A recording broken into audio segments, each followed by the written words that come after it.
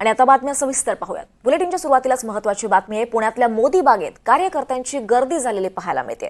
शरद पवारांना भेटण्यासाठी ही कार्यकर्त्यांची गर्दी झालेली आहे। पवारांकडून विधानसभेसाठी इच्छुकांच्या मुलाखती घ्यायला आता सुरुवात झालेली आहे आणि त्यासाठीच कार्यकर्त्यांची मोठ्या प्रमाणात मोदी बागेत गर्दी झालेली आहे। विधानसभेसाठी पवारांकडून इच्छुकांच्या मुलाखती घ्यायला आता सुरुवात झालेली आहे। यावर अधिक अपडेट्स घेऊयात। आपल्यासोबत आपल्या प्रतिनिधी रेवती हिंगवे आहेत। रेवती, काही दिवसांपासून शरद पवार गटात जोरदार इन्कमिंग चालू आहे आणि आता आज विधानसभेसाठी इच्छुकांची मोदी बागेत गर्दी झालेली पाहायला मिळते।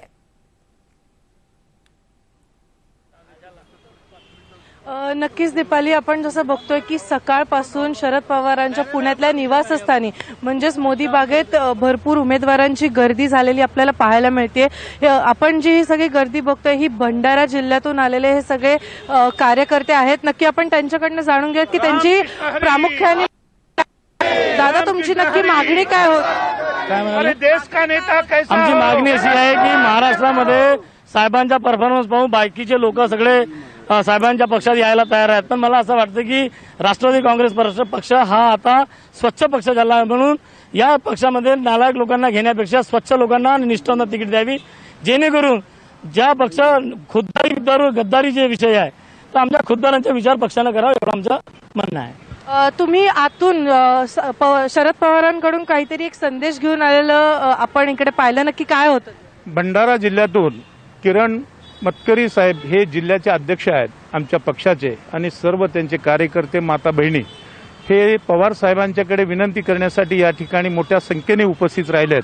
त्यांचं कारणच एक आहे, जे खोके घेऊन बोके झालेले आणि पाप करून सत्तेवर बसलेल्या अशा लोकांना पुन्हा पक्षामध्ये घेऊ नका, बाहेरच्या लोकांना पुन्हा आमच्या डोक्यावर बसू नका आणि स्थानिकच्या निष्ठावंत कार्यकर्त्यांच्यावर अन्याय करू नका, हीच विनंती करण्यासाठी या ठिकाणी ही लोक आलेली आहेत। तुमची विनंती मंजूर करण्यात आली तेव्हा आमचे दैवत आदरणीय पवार साहेबांनी आमच्या सगळ्यांची विनंती मान्य करून त्यांनी सांगितलेलं आहे की माझे जे निष्ठावंत माझे पक्षाचे काम करणारे कार्यकर्त्यांच्यावर अन्याय होणार नाही, ही जबाबदारी माझ्या पक्षाची आणि माझी राहील, आणि बाहेरच्या लोकांना आम्ही तुमच्यावर अन्याय करण्यासाठी आम्ही प्रवेश करून सुद्धा घेणार नाही, असं साहेबांनी सांगितलंय।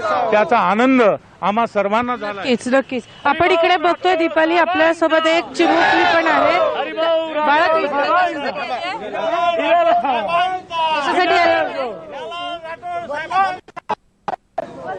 बोला रामकृष्ण हरी, रामकृष्ण हरी।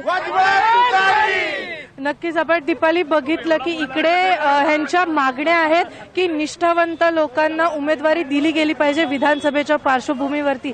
तसंच जुन्नर तालुक्यातून देखील बरेचसे उमेदवार आणि इच्छुक उमेदवार आणि कार्यकर्ते आपल्याला इकडे आलेले पाहायला मिळाले, आणि तसंच इकडनं नंतर शरद पवार निसर्ग मंगल कार्यालय इथे जाणार आहेत आणि विदर्भातल्या सगळ्या इच्छुक उमेदवारांना देखील भेटणार आहेत। दीपाली, नक्कीच आणखी अपडेट्स आपण तुमच्याकडनं घेतच राहू। तुर्तास धन्यवाद रेवती या सगळ्या सविस्तर माहितीबद्दल।